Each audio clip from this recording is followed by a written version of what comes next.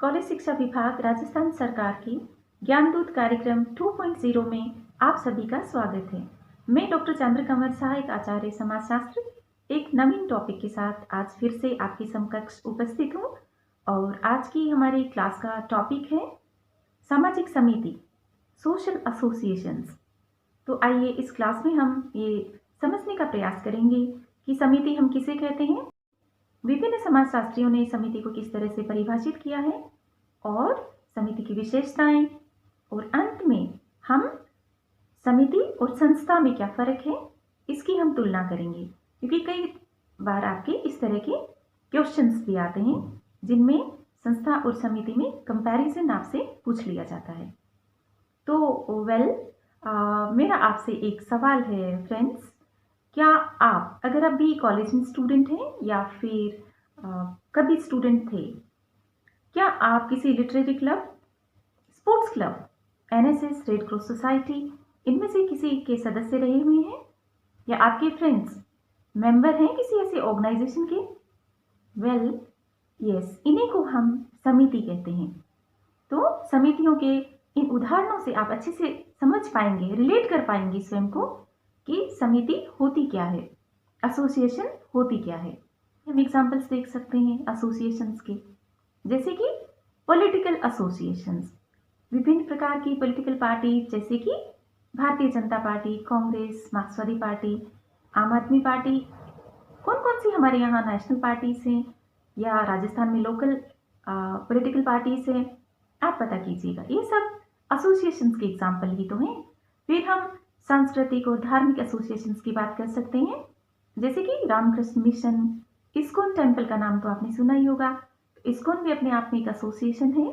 आर्य समाज, कई international associations की example आप ले सकते हैं, जैसे कि रोटरी क्लब, लॉयंस क्लब, या फिर हम ट्रेड एसोसिएशंस की बात कर सकते हैं, टीचर्स एसोसिएशन, या फिर बार काउंसिल ऑफ इंडिया। इस तरह के बहुत सारे एसोसिएशंस होते हैं। तो आप फाइंड आउट कीजिए कि आपके आसपास, आपके समाज में किस तरह के एसोसिएशंस हैं। तो अब हम ये देखते हैं कि एसोसिएशंस की हमें आवश्यकता क्यों पड़ी। क्योंकि कहते हैं ना कि व्यक्ति है वह किसी भी संस्था में, वस्तु में या संगठन में अपनी उपयोगिता देखता है। प्रकारात्मक दृष्टि से अगर हम देखें तो हमें हमारे समाज में समितियां किस तरह से अस्तित्व में आई, आइए जानते हैं। हम सभी ये जानते हैं कि समाजशास्त्र सामूहिक जीवन का अध्ययन करता है। Sociology is a collective science. और ऐसा भी कहा जाता है कि समाजशास्त्र सामाजिक समूहों का अध्ययन करने वाला विषय है। Sociology studies social groups. तो हम ये देखते हैं कि सामाजिक समूह अनेक प्रकार के होते हैं, परंतु अत्यधिक महत्वपूर्ण समूह है जो मानव समाज में पाए जाते हैं, उनमें हम प्राथमिक समूह है, मतलब प्राइमरी ग्रुप, और द्वितीयक समूह है या सेकेंडरी ग्रुप्स की हम बात कर सकते हैं। प्राइमरी ग्रुप जिनमें कि परिवार, मित्र आदि जो स्वतः उत्पन्न होते हैं, जिनमें कम्युनिटी फीलिंग होती है, हम की भावना होती है, उनको हम प्राइमरी ग्रुप कहते हैं। लेकिन कुछ ऐसे समूह होते हैं जिनको आप जानबूझकर बनाते हैं।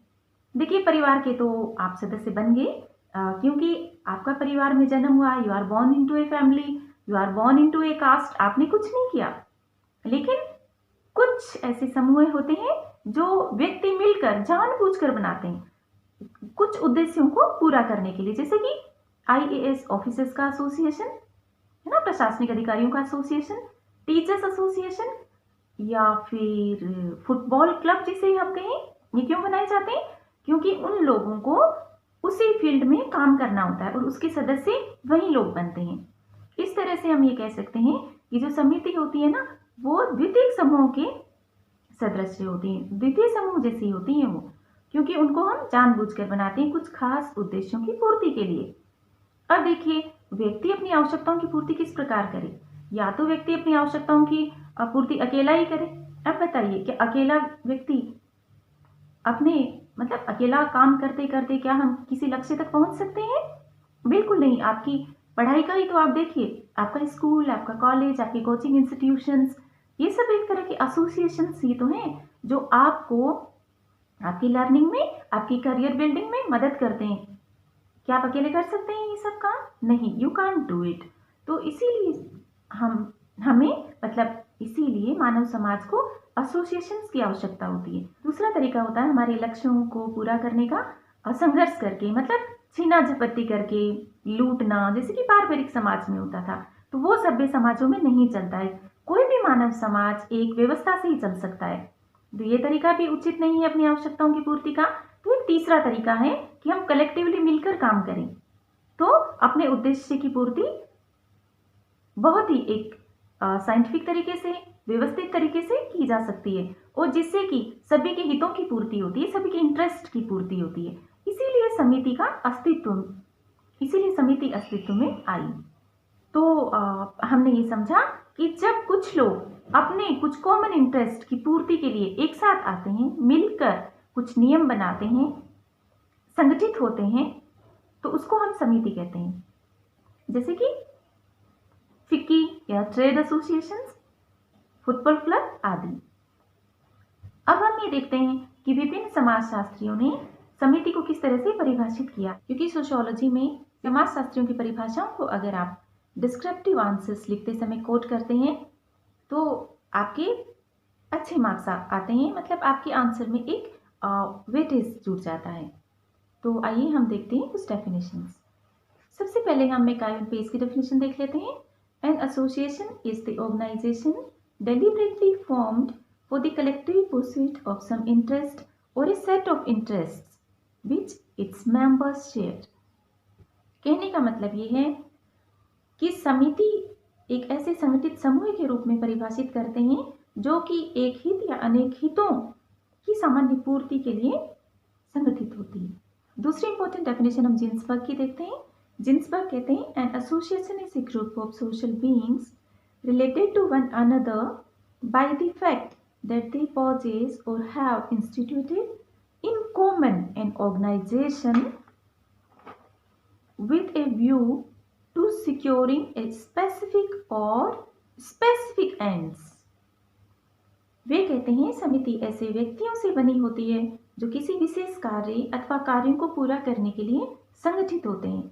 तो हम ये देख रहे हैं कि समिति ऐसे व्यक्तियों का एक संगठन होता है जो कुछ इंटरेस्ट या कुछ कॉमन उनके कार्य होते हैं, उनका पूरा करने के लिए, उन कार्यों को पूरा करने के लिए कुछ लोग एक साथ आते हैं और अपने नियम और लक्ष्यों को तय करते हुए उसके सदस्य बनते हैं।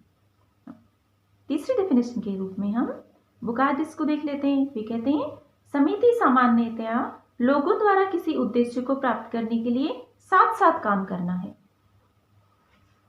तो हर एक डेफिनेशन में हम ये देख रहे हैं कि समिति का तात्पर्य होता है लोगों का एक साथ मिलकर काम करना, उसी को हम समिति कहते हैं, क्योंकि उन लोगों के कुछ कॉमन गोल्स होते हैं, कॉमन पर्पस होते हैं, कॉमन ऑब्जेक्टिव्स होते हैं, और उनको पूरा करने के लिए, क्योंकि सभी उस उद्देश्य तक पहुंचना चाहते हैं, तो वो एक साथ आते हैं, कुछ नियम बनाते हैं, समिति का निर्माण करते हैं, तो इसी को हम समिति कहते हैं।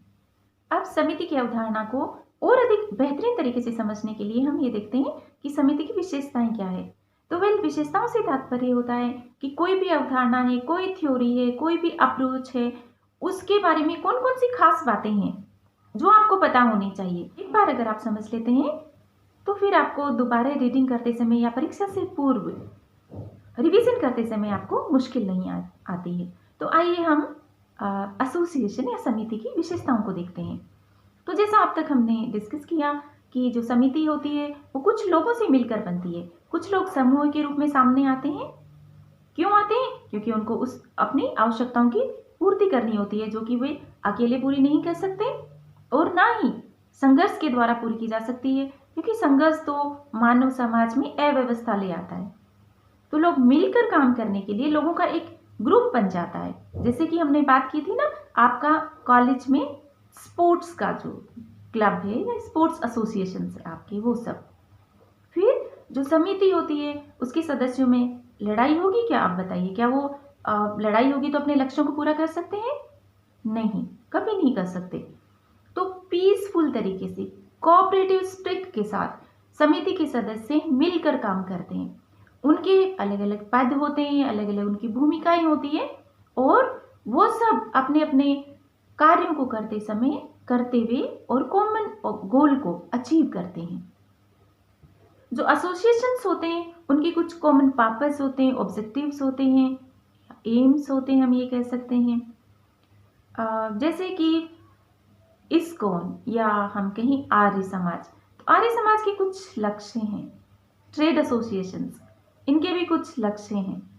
क्या लक्ष्य हैं ट्रेड एसोसिएशंस के? फिक्की का नाम आपने सुना होगा, तो इसके बारे में आप थोड़ा और पढ़िएगा। लेकिन आप अपनी कॉलेज की स्पोर्ट्स क्लब के बारे में तो अच्छे से जानते हैं कि आप बाहर खेलने जाएंगे या आपकी कब कब आपके टूर्नामेंट्स होंगे। ये सब वो ऑर्गेनाइजेशन होता है किसी भी समिति का।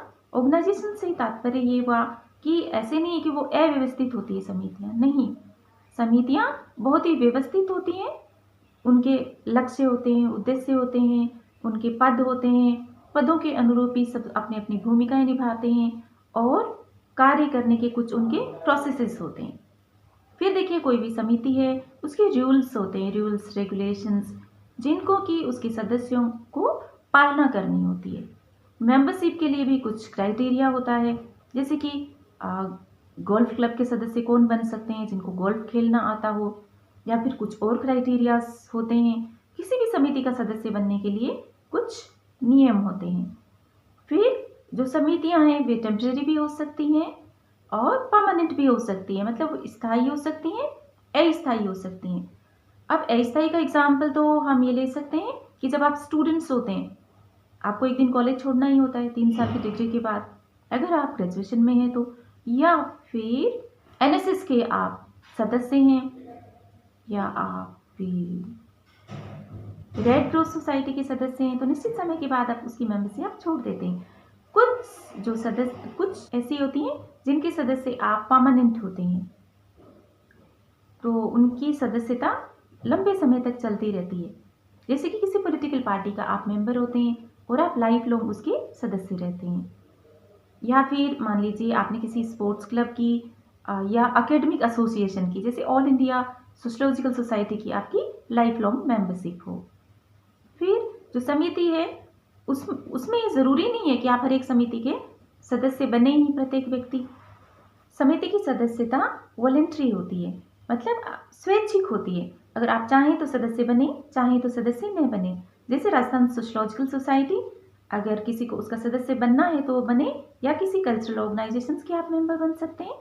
फिर जो समिति होती है वो कॉन्क्रीट होती है, मतलब समिति है उसको आप देख सकते हैं, मूर्त होती है, क्योंकि वो लोगों से मिलकर बनी होती है, तो आप लोगों को देख सकते हैं ना। अब हम समिति और संस्था में क्या फ़र्क है इसको देख लेते हैं, क्योंकि कई बार आपकी एग्जामिनेशन में इन दोनों में तुलना आ जाती है, डिफरेंस आ जाता है, और कॉन्सेप्ट क्लैरिटी के लिए भी बहुत ज़रूरी है कि आप दोनों में अंतर को साफ समझ लीजिए। तो वेल स्टूडेंट्स, कई बार आपको ये लगता है कई बार आपको लगता है कि संस्था और समिति एक दूसरे से बिल्कुल अलग हैं। नहीं, ऐसा नहीं है। ये दोनों मतलब रिलेटेड है। अगर कोई समिति है तो समिति के भी नियम होते हैं और उन नियमों को ही हम संस्था कहते हैं। आपकी जो कॉलेज है वह एक समिति एसोसिएशन है। क्यों? क्योंकि उसमें कुछ लोग मिलकर उन्होंने शिक्षण संस्था को बनाया है। इस शिक्षण संस्था के कुछ नियम हैं, जैसे कि एग्जामिनेशन के नियम, एडमिशन के नियम, इनको हम संस्था कहते हैं। तो जो आपको दिखाई देती है लोगों का ग्रुप है, उसे तो हुआ समिति, एसोसिएशन। लेकिन उसको संचालित करने के लिए जो नियम है, रूल्स है, वर्क प्रोसेसेस है, कार्य प्रणालियां, उनको हम, तो आइए हम कुछ हेडिंग्स में संस्था और समिति की तुलना करते हैं, या मैं ये कहूँ तो आइए हम कुछ हेडिंग्स में समिति और संस्था की तुलना करते हैं। तो पहले हम देखते हैं मेंबरशिप। तो हम ये देखते हैं कि व्यक्ति जो होते हैं, इंडिविजुअल्स जो होते हैं, वो समिति के सदस्य होते हैं, संस्था की सदस्यता नहीं ली जाती है। संस्था तो नियमों को कहते हैं। तो वी बिलोंग टू एसोसिएशंस। दूसरा, कॉन्क्रीट, कहने का मतलब हुआ कि जो संस्थाएं होती है वे दिखाई देती है, क्योंकि हम उसके सदस्य होते हैं, वो सदस्यता को इंगित करती है। तो जो संस्था है वो क्या है? कॉन्क्रीट है, मतलब मूर्त है। आपका कॉलेज आपको दिखाई देता है ना, वहाँ प्रिंसिपल का पद है, प्रोफेसर्स है, उसकी बिल्डिंग है, उसके कुछ कार्य करने के तरीके हैं। तो कार्य करने के तरीके संस्थाओं में आते हैं, लेकिन जो समिति है वो आपको दिखाई देती है। संस्था या नियमों को आप महसूस करते हो, आपको नियमों का पालन करना होता है। फिर जो समिति है वह लोगों का एक समूह है, ग्रुप है लोगों का, लेकिन संस्था है वो ग्रुप नहीं है। संस्था तो रूल्स एंड रेगुलेशंस का सेट है, हम ये कह सकते हैं।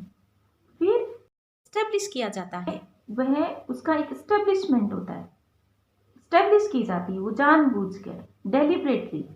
लेकिन संस्थाएं हैं, जैसा कि समदर ने अपनी बुक फोक पेज में लिखा है, कार्य करने की प्रणालियां हैं।